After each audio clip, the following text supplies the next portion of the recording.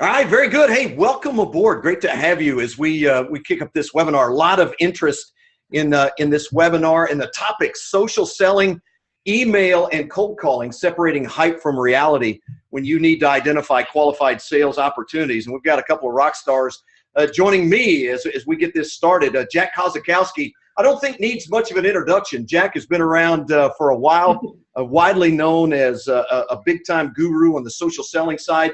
Technically, he is the global head of B2B social sales execution at Creation Agency. Jack, great to have you on board, man. Thanks for stopping by. Yeah, I can't wait for this one. This will be fun. It's going to be a great time. Then Heather Morgan joins us, CEO and copywriter of a great site called Sales Folk.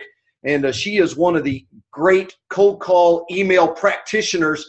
Really excited to get to know her better, and we're going to get a lot of great tips from her as well. She started that company in 2009, been doing it a while. Heather, great to have you aboard as we get started. Great to have you too. Thanks for having us here. And guys, all of you joining us on the webinar, really appreciate some of the comments and feedback that you've given us.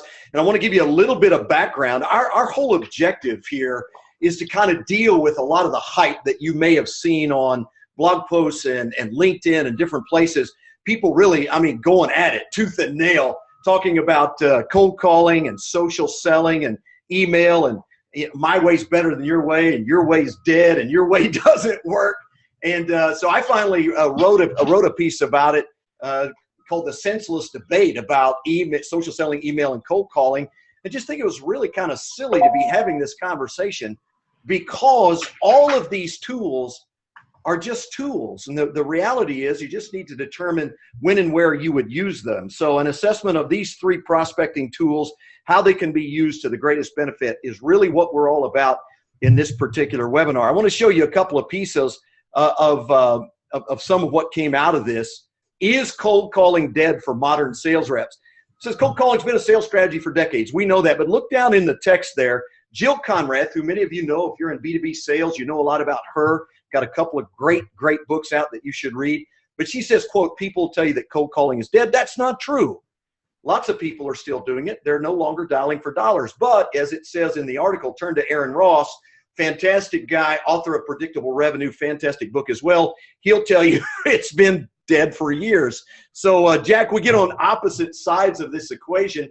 You've got a group of people that think social selling is the bomb. It's everything. And if you're doing anything but that, you're lost. And then you get on the other side and people are saying, no, you social sellers, a bunch of whack jobs, and you need to be doing cold calling. Well, look at some of these things. There's the two quotes from the two people that I mentioned. But look at some of these headlines. This is from April 15th last year on HubSpot.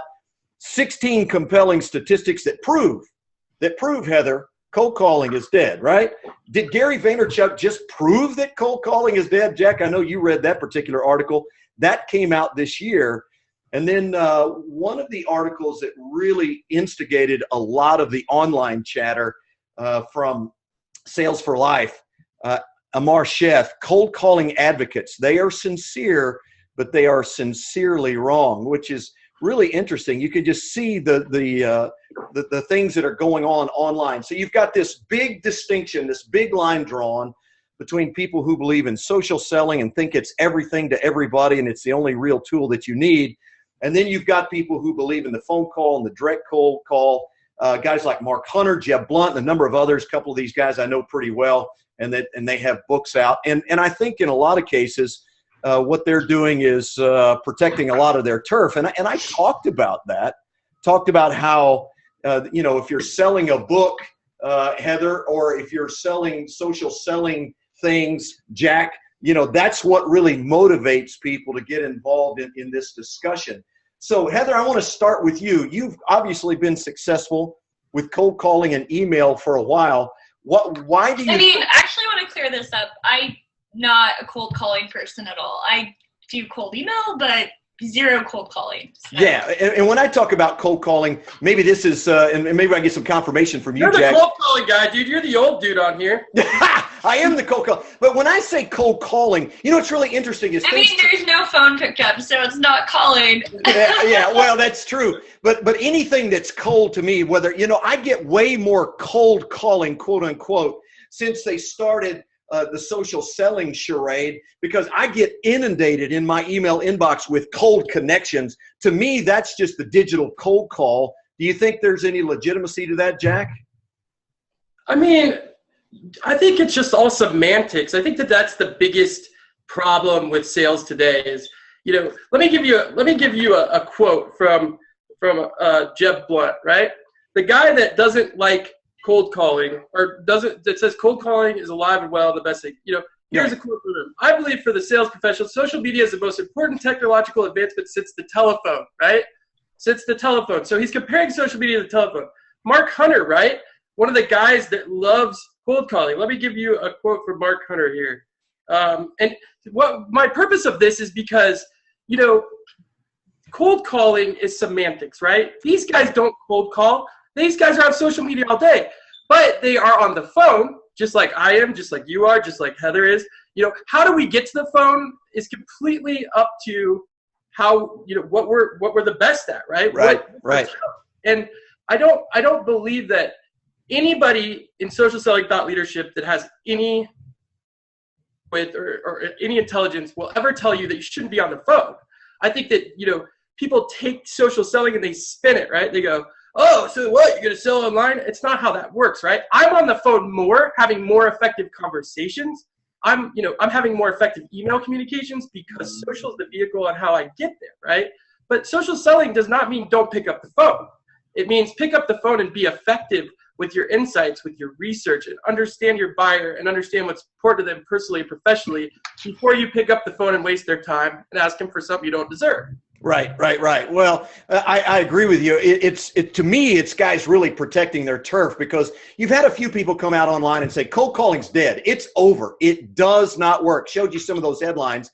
And yet some of those same people will still pick up a phone and use it. And on the other side, you've got people that say, hey, you social selling nut jobs out there that you think all you can do is sit behind a computer and answer tweets all day, that you're going to hit your quota and your numbers. Well, you guys are nuts. And those are the same guys that spend, as you mentioned, Jack, a lot of time on social selling tools and a lot of time online. But Heather, let me jump back to you. I know you're. Yeah, I mean, ultimately, I don't think the semantics are important, how you define or label things. I don't really care. It's just all jargon at the end of the day. I think what matters is results. So not just like, am I getting people to pick up the phone? Am I getting responses? Am I getting tweets back? But results through the funnel. So how many appointments am I setting from these? What's the conversion rate on that? How much effort is it taking? Because there's a cost as well as a benefit. How many of those deals are closing? How fast are they closing? To me, that's all that really matters. I mean, but you have to have a process to get there, right? Yeah, obviously. But I mean, you look at each of those three options in a vacuum or combine them, and any which way you get the best results, sort of that's the result right there. And I don't think it's the same for every industry. I think there's certain industries where cold calling is dead. I think there's other industries where these people are not on social at all. So how are you going to reach them? I think there's other cases where these people are in the field and they're hardly in their inbox, or they're managing some kind of business where they're barely checking email, or you're not going to get a hold of them because they have an assistant or something. And in that case, cold email wouldn't work. But I don't think that actual quotes from people make any difference, because everyone has their own bias and moral hazard. Ultimately, what matters is results, and numbers are how you back that up. Yeah, so I think she brings up a good point. So let's start, I think that this is the toughest part, right, is how do you identify, right, where your buyers are? I think that, in sales, the first thing is, who do we sell to, right? Do we know who we sell to? What industry, what revenue size, what titles, who are the influencers around those people? So, giving actionable strategies around that. If you want to determine whether you should be picking up the phone and you have a traditional buyer or a social buyer, how do you do that, right?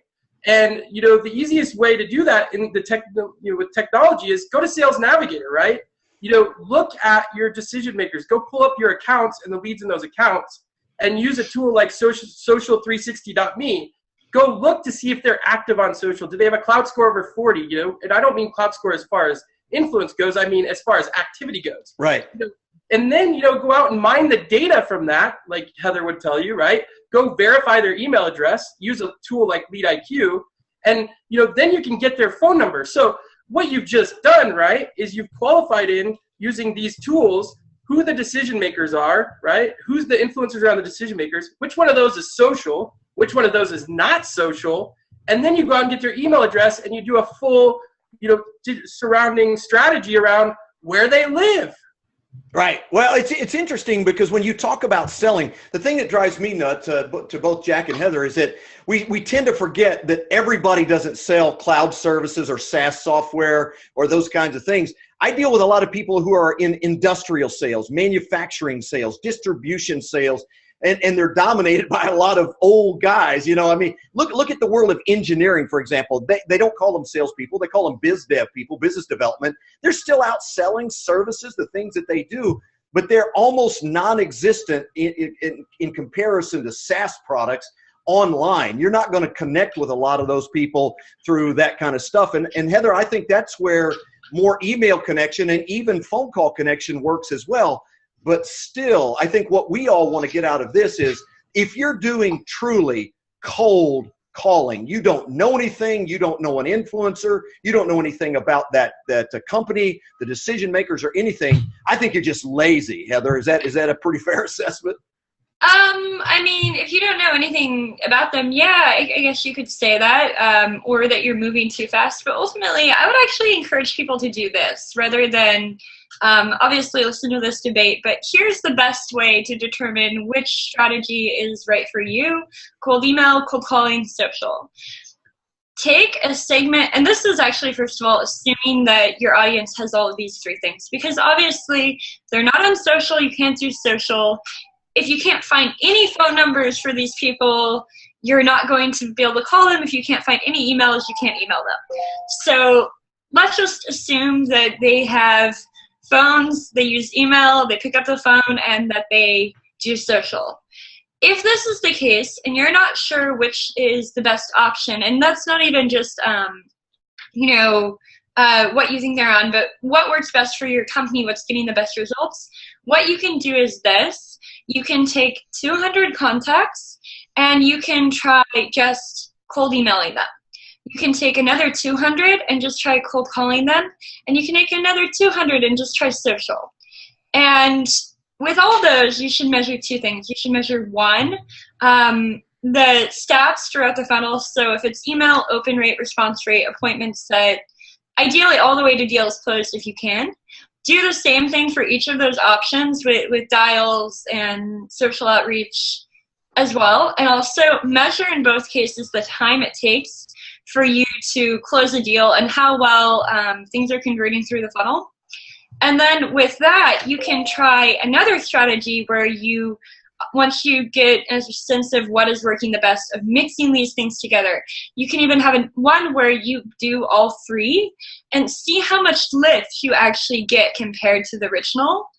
And then you can determine from that how much of a benefit there is or isn't. And so generally, some combination of the three makes sense, but it might just be two of the three in some cases. Other times, it could be all three are best. Sometimes it could be just one.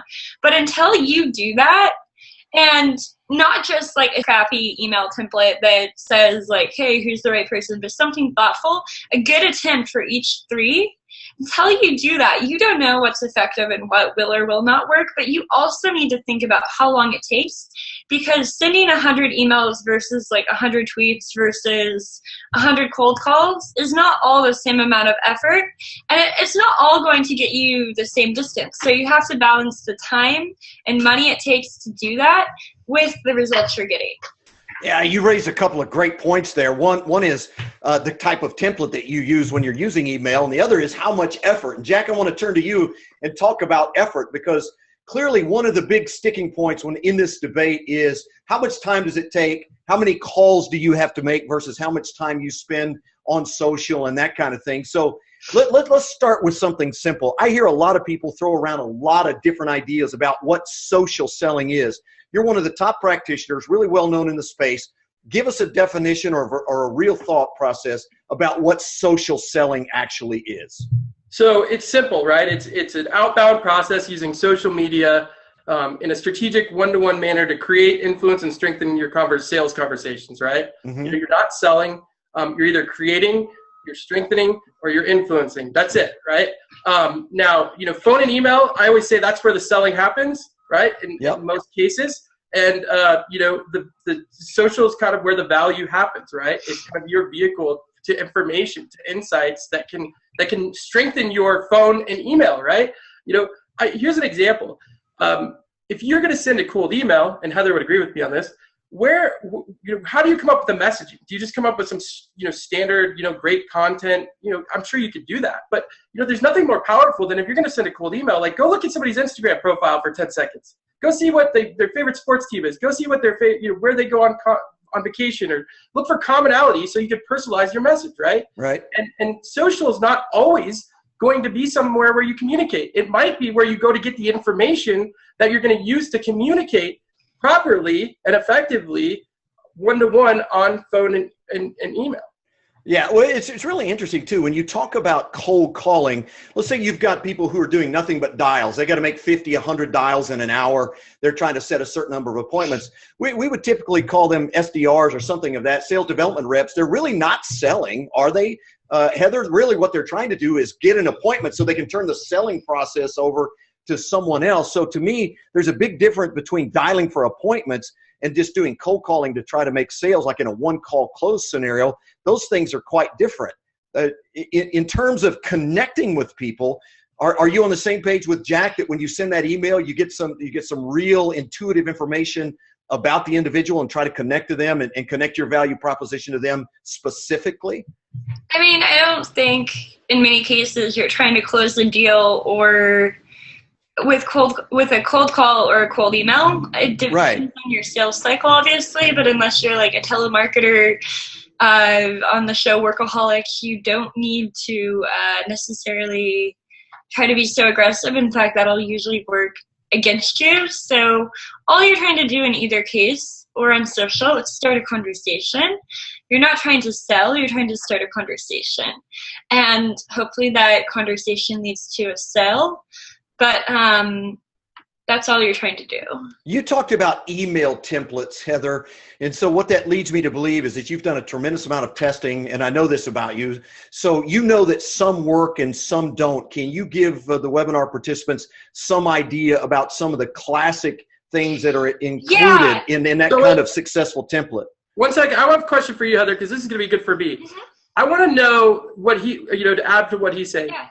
How do you effectively use personalization in your cold emails without, having to go through one-to-one, right? Exactly. No, that's a great point. So at the end of the day, it's all about the 80-20 rule because I am a former economist. So I like to think about not just data, but being very efficient and effective.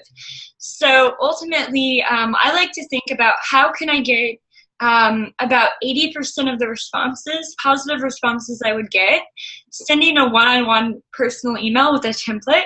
If I can accomplish that, then I can do templates and I don't need to send emails one at a time unless I'm in a very small market with limited accounts that are very large, because it's not worth my time. So with that in mind, a lot of it just has to do with thinking about who your audience is and building a clear buyer persona. This is the same criteria you use to build your list and actually prospect. So whatever criteria you're using to prospects, such as title, such as firmographic information like company size, tools they're using, revenue, whatever, that should be the criteria that you use to think about who you're writing for and do a little bit of research. Usually we advocate parsing about 10 contact profiles for each audience that you're reaching out to. Out to VP sales with companies that have 1,000 to 2,000 employees, blah, blah, blah. If you're doing that, then you should look at about a dozen people like that just to think about how you want to write for them. Research them, write different information as far as like keywords that are coming up over and over in their LinkedIn, what kind of tone they're using. And you can look for that not just in their profile, but the recommendations they've given and received. You can look on social, see if they're talking about anything repeatedly. And a lot of times you really don't need to like creep on them and say, oh, like, I noticed your favorite restaurant is blah, blah, blah too on Instagram, because sometimes that's going way too far. And a lot of times we found that personalization is not all the same. So as far as actually getting results, it's different for every audience and every company. Depends on if you're in a commoditized space or not. But if you start at a baseline of thinking about your audience and having a really clear idea of who they are, what they need, how they think, what they want, what they're afraid of, then you can write a template that sounds very targeted to them. And you have a sequence of templates, 8 of them, ideally, if you want to get the best response rate, because about a third of those responses should come from emails 5 through 8.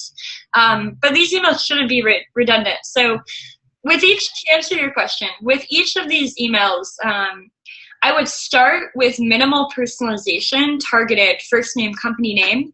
I would then get my baseline results, and then I would run another campaign or concurrently A/B test against it to basically see, okay, if I add something about the city they're from, or something about the college they went to, or something about their product or whatever, does it increase my results or not positively? And sometimes you'll see not much, or actually other times you'll even see it decrease them because you were going too far and it didn't seem genuine. It seemed kind of like fake niceness or like a salesy tactic. And so it depends on your persona. It depends on your market. Is it commoditized or not? It depends on how strong product market fit is, a lot of things. But you need to see that baseline first, and that baseline should still be very targeted.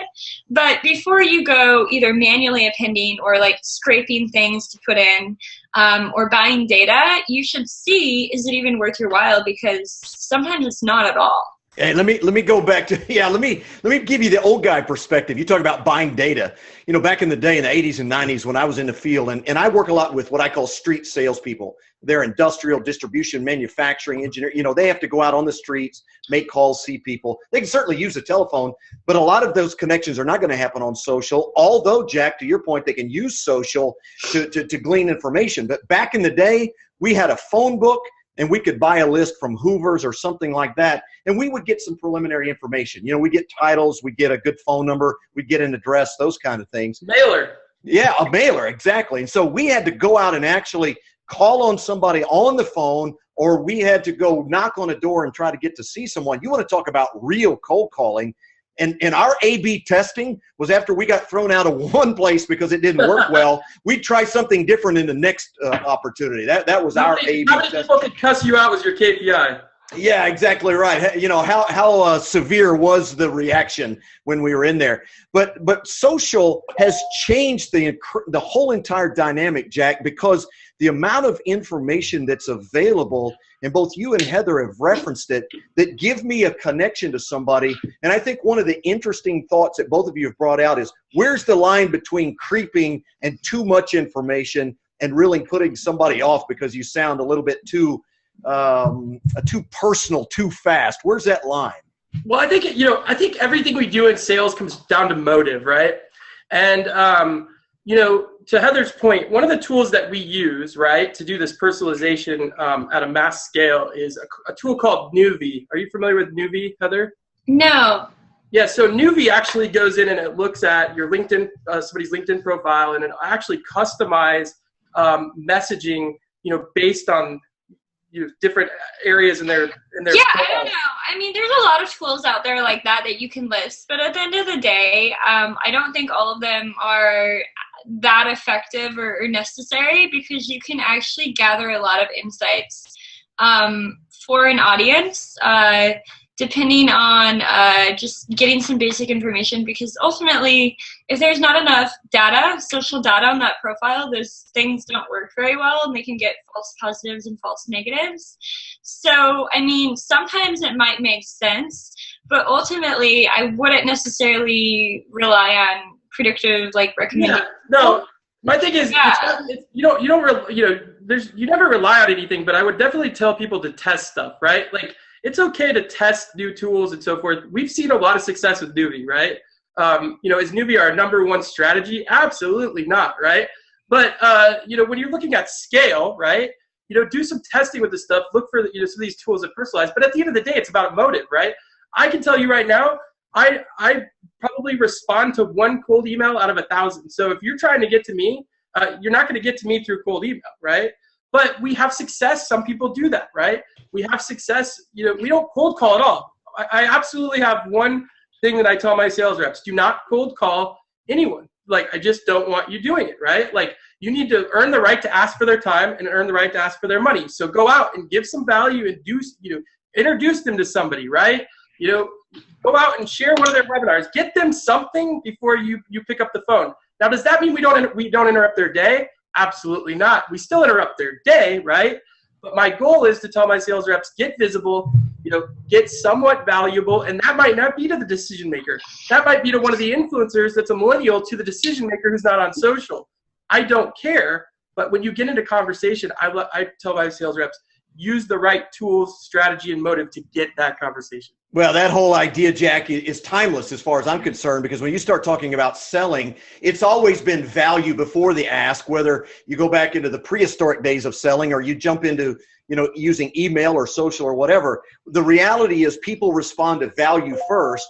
And when you show up and start pushing as a salesperson, I ask people all over the country, what do you not like about salespeople? In fact, Alan Lee has a question for us. He says the negative implication of cold calling is that many people think it's a one-call close, and that can be intimidating. And I think that's true. The minute salespeople show up and they start to push and they start to ask, they start to interrogate and they start to talk about how great they are, they don't know anything about the prospect or their situation or what's important to them, that immediately turns people off. That's always been the case. I can tell you back in the 80s and 90s when we didn't have any of these cool tools, including email, and we just had to go see people. If you just showed up and said, hey, I'm here to sell you something, sit down, shut up, and let me tell you everything about me, what you were going to hear is either get out, or when you were done, they would interrupt you and say, great, you have a card and a brochure, leave it, and we'll call you. It's really the same process. It's just common sense with human interaction, whether it's dating or meeting new friends or selling. I don't think the terms or the times matter. It's just human behavioral psychology and reciprocity. Yeah, I agree wholeheartedly. But if that's the problem, though, then why are only 20% of reps hitting quota, then the other 80% aren't? So, there's got to be something going on, right? Is it that you were training sales reps wrong? I don't think not everyone should be in sales. I think there's people in sales that are in sales by accident. I think there's a lot of companies that think that tools will magically solve their problems when they don't have the right strategy or messaging. The list goes on. Well, yeah, let me jump in there, Heather, because I think you hit the gold mine right there. And I think that's where a lot of the cold calling people really get incensed is they hear people saying that a tool called social selling is going to solve every problem imaginable, and it's just not. It's only a tool. And so you've got salespeople who are not very good at selling, period, who don't have a sales process. They're not good in front of customers. They don't do good discovery. They don't understand how to communicate value. And they go, oh, wow, I can start using Twitter and LinkedIn to hit my numbers. And Jack, I've never heard you say that. And I don't think any real serious social selling proponents say that suddenly you can substitute something digitally for that face-to-face one-on-one representation. I tell everybody, I tell my clients, I'm not a sales trainer. I don't want to be a sales trainer. I'm coming in to give your salespeople the tools that they need to innovate their sales process, right? And 9 out of 10 times, most sales trainers can't fix a bad salesperson, right? Like there's a lot of bad salespeople. So I always tell people, give me your best salespeople that are hungry, that know how to sell, and let me complement what they're doing, right, with social selling. Because I can't fix a crappy salesperson.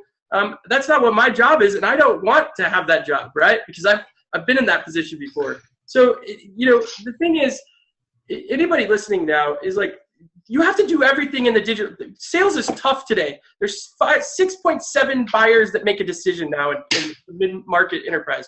There's email strategies that are harder and harder to make happen. It's cold calling getting harder. Social selling is not a silver bullet. So you know what? What works for you? You got to take a little bit of all these things. You've got to make your own little process for what works for you, what works for your buyer. And you got to test, and you got to innovate, and you got to keep doing it and see what the results are, like Heather said. And if you believe that one size fits all strategy works in sales, you probably shouldn't be in sales in the first place. Yeah, absolutely. If you're not assessing what tools work, I think the analogy that works for me, Heather, is if I'm not a carpenter, it doesn't matter what super slick new tool you give me to go build something, because it may be fantastic, but it's nothing in the hands of somebody who has no idea. And I think that's where your expertise comes into play. There are times when emailing is a great way to connect, as is, phone calling, or as is social. But if I don't know how to use those tools, it doesn't do me a lot of good. So let's turn our attention a little bit to some of the best practices. Let's talk a little bit about email first. Give the people on the webinar some idea of some things they need to not do, that maybe some of the big mistakes that you see people make when they're utilizing email. You can stop starting your emails with, "I hope this finds you well," because that's actually a signal that you don't know them. Number one, you can stop. Number two, you can stop using "who is the right person" as your cold email strategy, and just sending generic canned email templates, because they don't work and they're becoming less and less and less effective, if that's even possible. You can stop capitalizing all the words in your subject line, because not all the letters, but all the first letters in a word, because it looks like mass marketing. Yes. You can stop using bullets and numbered lists in your emails, because that also gets worse results. Just focus on one thing. Don't have HTML formatting. And you can start thinking about your prospect and having a message around them and their pain points and needs, rather than just talking about yourself, your company, all the features and benefits. How much difference, Heather, in response rate does a good email template, a good approach make versus someone who's not doing it right? What kind of improvements can you see? I mean, I could say 1,000,000, right? Because if you are getting 0% response, any number I multiply it times 0 would be a lot higher. So. But let's say my response rate is 1%. I mean, what could I? You could be getting a 10 to 30% response rate. Wow, so that's huge. That's huge numbers, right? Positive. Yeah. Yeah. So I mean, it could be 10x. A lot of times we see at least a 3x increase. It could be 10. It could be more. It kind of depends on where you're at. Obviously, list quality and email deliverability are important. If you have an untargeted list with a high bounce rate, that might bottleneck you. But that said, assuming you have a good list, assuming you have product market fit, then it's really about targeting in a way that is relevant to your audience. And it's just exactly the things I said. Those are a lot of the really common mistakes. Right. And then, keeping your email short. Maximum probably 5 sentences, a lot of times 3 sentences. Could maybe occasionally be 6 or 7, but it depends. And another important thing I think is showing instead of telling. So instead of talking about your company, demonstrate your value and social proof with some kind of anecdote or case study sentence. And I don't mean just linking to a case study, but I mean saying, we were able to increase company X's response rate by we were able to help company X set 325 more appointments last quarter by fixing their crummy cold emails, which now continues to make them X more money a year and improve whatever. You need anecdotes rather than saying we are the best at cold email. You need to show it, because it's not credible otherwise. Yeah, not credible at all. Before I turn to Jack, though, I want to ask you one more question. Something that comes up a lot. How important is subject line, and what are some of the key things that you see that need to change in terms of subject line? I mean, it determines whether your email gets open or not, but it doesn't necessarily beyond that matter for the response. I think people have to be careful about false positives and negatives with open rates and subject lines, since it's never 100% accurate. You can get people who have high security settings so that you can't see if they read it. Conversely, when Google parses inboxes, things can get marked as read. If you're on mobile scrolling around, it can get marked as read. So don't obsess with it, but do have a good subject line. And something that you need to keep in mind is if you have a very high open rate, that might actually be good, because that subject line might be clickbait and disappointing to people who open it, and they feel misled or tricked or betrayed. Oh, yeah. And so, your subject line that has a 90% open rate might actually be a very bad thing. You need to look at it in the context of, okay, this is my open rate, what's my response rate? And make sure that that there's not a huge mismatch there. Okay. And then one more thing to add to that, so subject lines, just like email body, they need to be relevant to the audience, but a really good tip is to think about what is in their inbox already, both good and bad. So like, what are they trained to already open? What kinds of emails are they normally getting already that they will open? And conversely, what kinds of other emails are likely to be in their inbox that they're going to be ignoring? So all capital letters in the subject line, they're going to ignore. It looks like marketing promotions. Whereas if it looks like you're a potential customer or vendor and you quickly segue to where they can see why you had that subject line, but that wasn't the case, and it makes sense and it doesn't feel misleading, that would work well. And then stop putting your own company name in the subject line. That doesn't need to happen anymore. All right, very good. Hey, Jack, when people think about social, I want to talk about social selling tools and some of the things that you use. We tend to think about LinkedIn, which is the primary, Twitter, Facebook. You mentioned Instagram as well, but you threw out a couple of tools there early on, social360.me, and I think LinkedIn, and you mentioned Nuvi as well. Tell us just a little bit about those and spell them out so people can go find them. Yeah, so just to add on to Heather's, when she says the 3 subject line points, I think salespeople, the one thing they miss is mobile. All your buyers are reading their emails on mobile. So I can't tell you how many emails I get from a salespeople like, are you out of your mind? Like, this looks like a book, right? So, simple, like it's got to just be simple. And social's simple, right? Like social's got to be simple. It's got to have the right motive. It's one-to-one.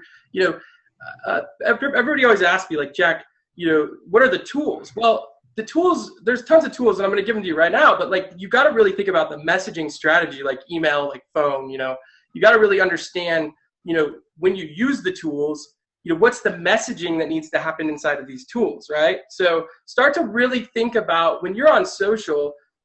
Don't always think about the selling aspect of the conversation, right?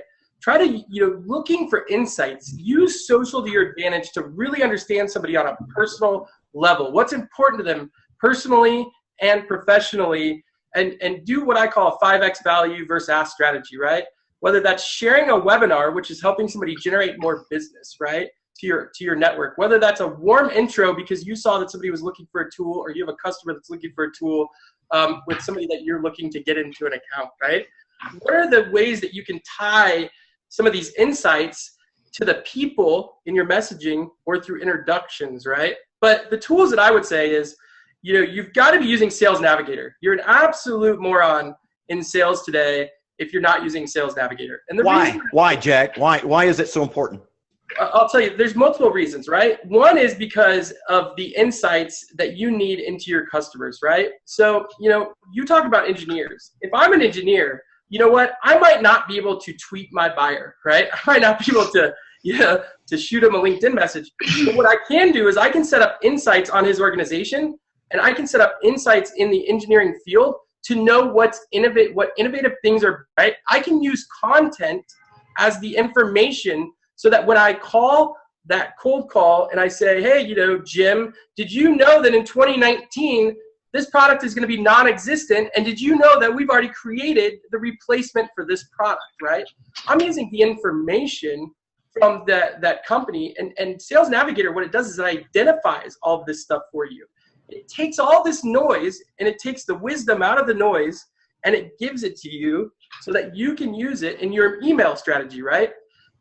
Email, the number one strategy, and I talked to, with Sujin Patel the other day. One of the things he said to me that, just opened my eyes was, you need to use cold email as the source of information without asking for something, right? So what he said was he sends out an article that says, did you know that, and he's a marketing agency, he says, did you know that the CMO is dead? That this person says the CMO is dead. And, here's what's happening in your industry in 2019, and here's how we can fix it, right? From happening. So, you got to use the information. Sales Navigator gives you all that. It also lets you segment out different accounts and leads, because in LinkedIn, what happens is most sales reps, if they're using the standard account, they're looking at their feed, and all they're seeing is their first connections, and it's a bunch of noise. LinkedIn Sales Navigator lets you see your second, third connections and save them as leads inside of an account. So you can segment out, like let's say you're prospecting Oracle. You can segment out the 5 or 6 decision makers that you want to get into conversation with, and you want the insights in. Instead of having to go into a normal feed, you've got it all there for you. Right. Yeah, that's interesting stuff. Talk about social360.me. Yeah, so social360.me is, in my opinion, one of the best free tools out there. So it's going to save you a ton of time because it's a Google Chrome plugin. So when you have Sales Navigator, you hover over somebody's link in their LinkedIn, and it will pull up every single social profile that they're active on, pull up their clout score, which you're going to leverage to tell you whether or not you should spend your time there. And the third thing, to the point, you're going to see what websites they have or they're associated with, so that you can use that blog content, right, as your key driver of value to create the conversation on social. But the last and final one is, the engagement piece, right? Using a tool like Sprout Social will help you aggregate the conversation into an email inbox type of feel, right? Mm-hmm. Where a lot of salespeople, they don't understand. They go into Twitter and they're like, Jack, I don't even know where and who's talking to me. So Sprout Social is a great tool. You can do a 30-day trial. It's a little bit pricey, but it's worth it because you can take your LinkedIn, your Twitter, your Google+, your Instagram, and all of the communication, you can put it into a feed like an email so that you can respond and you can mark things off and check boxes and really understand who you need to be talking to in your social feeds. Yeah, that's great stuff. Well, we go back to something you said earlier. When there's more than 5, sometimes more than 6 influencers or decision makers involved in complex B2B buying decisions, knowing more about the company is really critical. And clearly, the big tool is to find out a website and get online. And it's amazing how much information you can glean from a good website. You talked about LinkedIn, and clearly you can get a lot of information about players. There's some other tools that are out there as well. Something like InsideView.com is a place where you can find out an awful lot about what's going on inside a company, the size of the company, number of people, the key players, and all that. I know there's a number of tools that are out there. I think one of the things that we three wanted to really communicate to people is that these are just tools that begin the conversation with people. If you stink as a salesperson, the tools are not going to overcome your lack of ability. So, finding out as much information as possible is really critical when you move to that side. And when you're doing email, Heather, I know there are things that you look at in terms of gathering information. You've mentioned a couple of those. Are there any that you want to add to the conversation? I really don't like to advocate for specific tools, but it depends on if our clients are doing it or we're doing it. Oftentimes I will personally, if I'm doing it for us or we're doing it, we'll just scrape data and build some scrapers. Very good. Jack, other things that you've mentioned in terms of finding information that can help you initiate that conversation. Back in the day, we called this marketing. I got to tell you, I think social selling is a bit of a misnomer. I think it's social marketing because you're trying to create a conversation, get people interested, and then we can send in the salesperson. It could be the same person, but clearly there's way more tools available today that allow me to create an effective conversation. What are some other things that you bring to the table? Social marketing to me is inbound, so it's waiting for something, putting something out there and waiting for somebody to come back. Social selling to me is an actual one-to-one outbound process that's complementing your sales process. So okay. I would tell you that that's a difference. the number one tool that we use to find data, because my thing with email this day and age is like you scrape data and a lot of it's crap. So we use LeadIQ because it verifies the data. So it's pretty dang accurate. Been using it for about 6 months now, and our open rates are up like 17% because of it. But like Heather said, there's tons of tools out there. I mean, there's there's a 5,000 email tools you can use. You just got to find absolutely your process. Right. Well, it's what's interesting is in each of the conversations that you guys have had and some of the things I've said, we've actually mentioned all three. You just mentioned open rate, Jack, which means you're using some email, you're complementing it with social, you're getting on the phone and having those conversations. And the reason that I was prompted to put this team together and talk about this is we're really beginning to look at tools as the answer to everything, and they're just tools, people. All right, so the primary thing you need to do is understand that creating qualified opportunities is done through either picking up the phone or opening doors and walking through or scraping data or getting information on social, but you still have to be able to connect your value proposition to a real prospect. So I'm going to come back to you, Heather. When you get someone who begins to get interested, at what point in time do you pick up the phone and then begin to have that initial conversation face-to-face, or are there some cases where you never do that? You just close the whole deal on email? I mean, I think it's pretty rare, unless they come inbound, that you're going to close an entire deal over an email. Right. Definitely had that with inbound emails, like, hey, how do you work? We want to work with you. Don't even need a call, da, da, da. And even then we try to have a call to make sure that they're really a good fit, because it's not as much about closing them as like, are you the right customer for our business as well? Some more disqualification in a way. But I mean, as soon as you get a response, you're trying to get a call. Not necessarily, that doesn't necessarily mean if they ask you a question over email, you say, hey, when can we talk on the phone? You might need to answer that question a little bit and say, but I can explain more over the phone. When can we talk? Because there's nothing worse that I hate more than salespeople just trying to shove you onto the phone. When many people who are younger, introverted, feel more comfortable on email or social because they don't have to talk to you. And there's a balance, because you're more effective at closing a deal if you're talking to them, but someone doesn't want to talk to you yet, just trying to shove a phone or a call at them or an appointment is not the way to go, and you'll blow that deal. So if they're asking you a question in response to your cold email, you need to start to answer that question or acknowledge it in some way before getting on the phone. But, the sooner the better, because ultimately you do need to get on the phone to close that deal.